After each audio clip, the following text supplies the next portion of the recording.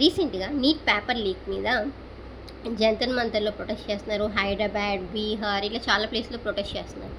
Protest చేసిన తర్వాత 2 days before ఏంటంటే నరేంద్ర మోడీ గారు ఒక న్యూస్ అనేది పోస్ట్ చేశారు ఇన్‌స్టాగ్రామ్‌లో. అదేంటంటే ఎవరైతే నీట్ పేపర్‌ని లీక్ చేస్తారో, ఎవరైతే ఫ్రాడ్‌గా వేరే వాళ్ళ పేపర్‌ని రాస్తారో, ఎవరైతే ఆన్సర్ అండ్ కోచింగ్ సెంటర్స్ వాళ్ళు పేపర్ లీక్ చేస్తారో వీళ్ళకి తొందరగా శిక్ష పడేటట్టు చేయాలని ఫాస్ట్ ట్రాక్ కోర్ట్స్ అనేది వీటి మీద తీసుకొస్తున్నాం అన్నారు.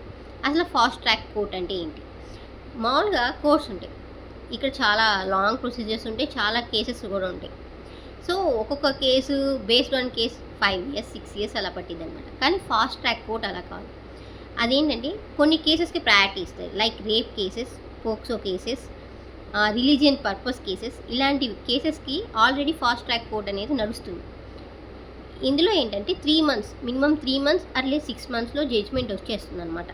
సో వాళ్ళకి correct justice denied justice delay అని అంటారు కదా, అలా కాకుండా వాళ్ళకి కరెక్ట్ టైంకి న్యాయం దొరకడానికి చేసిన ఫాస్ట్ ట్రాక్ కోర్ట్ అనమాట. రీసెంట్గా ఒక పాప 4 ఇయర్స్ పాప రేప్ కేసులో కూడా అతనికి ఉరి శిక్ష చేసింది fast track court. Within 3 months కూడా వితిన్ 1 మంత్.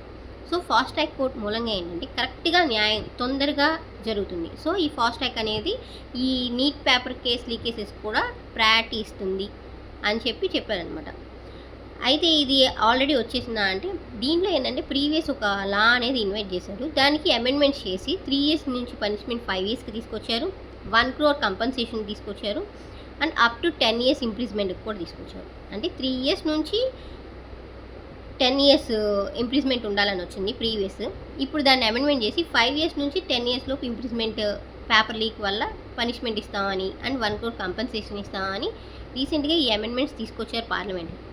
ఇది యాక్సెప్ట్ అయిందా, పబ్లిక్లోకి వచ్చిందా అంటే కాదు.